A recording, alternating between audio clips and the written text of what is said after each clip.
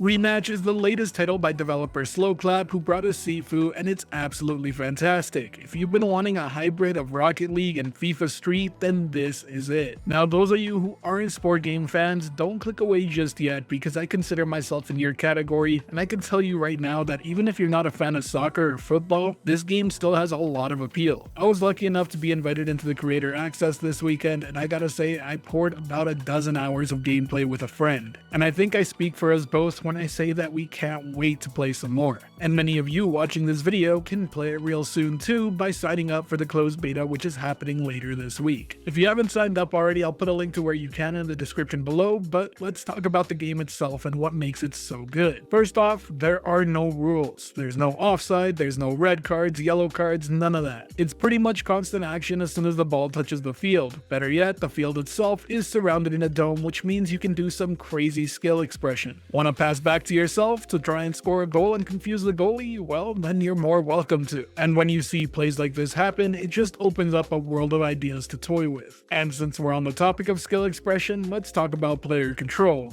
As you can see, you only play as a single player on the field. Now, everything from dribbling and controlling the ball to actually passing and shooting is manually aimed. This definitely adds to the skill gap, and I'm sure there will be a debate whether mouse and keyboard or controller is better for this sort of game. Personally, I stuck to controller as it's what felt most comfortable to me, but I cannot deny that the accuracy of a mouse is superior. Now, I do plan on making a more thorough breakdown of the controls and mechanics of the gameplay, so stay tuned to the channel for that, but rest assured that there is a lot of depth and skill expression to be had on the field when you start playing. One of the aspects I love most about the game though is the feedback you get while actually playing. When you're juking or defending the ball from an opponent, it just feels so good. Kicking the ball over their head while you continue to rush toward their goalie is just a satisfying experience. Likewise, slide tackling or being on the offensive to take possession feels right too. Funny enough, I think this is where Sifu's DNA also comes into play. It feels very chunky when you successfully do something right. It's a weird word to use, but I have to compare it to when you hit a parry in Sifu and time everything just right. And the same goes with passing, since everything's manually aimed, making sure you hit the ball just right so your teammate can clutch and score a goal feels great. Even when you charge up a shot, it locks your aim in, and then what you start controlling is the curvature of the ball. Move the stick to the right and the ball will go right when hit. Move it to the left, it goes left. Hit it up in the air and then drag the stick down and you'll lob the shot over. It just feels like there's a lot of nuance and care and attention put into everything you do in the game to make it feel as good as possible. Also, playing as a goalie, going for that dive and getting a save feels good too. Though I'm gonna keep it real, I have little to no advice playing as a goalie. I absolutely suck at it and stress out a ton while being in there. As you can tell, I'm pretty positive about the game, but it's not perfect either. The preview build I played definitely had some issues, though I expect most of them to get ironed out. The biggest annoyance during my time playing it just had to be the lack of server select. While I do expect this issue to be fixed for the full release, I will say it really pointed out just how important network connection is for this type of game. Any sort of latency can lead to some extremely frustrating situation where the ball teleports around. My one real concern about Rematch though has to be whether or not it's going to be a success. And that's certainly not because I worry about the quality of the game, but I wonder how the market's going to react to it being a buy-to-play title. To be very clear, I'm not saying it's not worth the asking price. On the contrary, I think it's well worth it. But the reality is that multiplayer-only titles are a hard sell in today's market. It costing $29.99 is going to be a roadblock for people out there. I'm already reading online that many people expect this game to be free to play. One key detail that has been announced that will definitely help though is that it's a part of Xbox Game Pass day one. I can certainly see a scenario where good word of mouth and reviews will carry this game a long way. But really, that's my only major concern. The rest of my issues I think will be polished over time and fixed. And I'm talking about things like server select, a better menu and user experience, and some more customization options when it comes to your control scheme. But I do think they have a solid foundation here for something incredible. It looks absolutely beautiful, there's a ton of depth in the gameplay, you can totally imagine a whole slew of cool customizables being made for your character, and most importantly, it's easy to see just how much love and attention is being poured into this project by its developers. Either way, I highly suggest you sign up for the beta, link to it in the description below, and check out the game when it fully releases in June. I know I will. If you enjoyed this video, be sure to hit that like button. If you want more like it, subscribe and hit that notification bell as well. Expect more Rematch content coming on the channel real soon. I hope you have a great day. This has been Steven from Cruiser Base, and until next time, take care.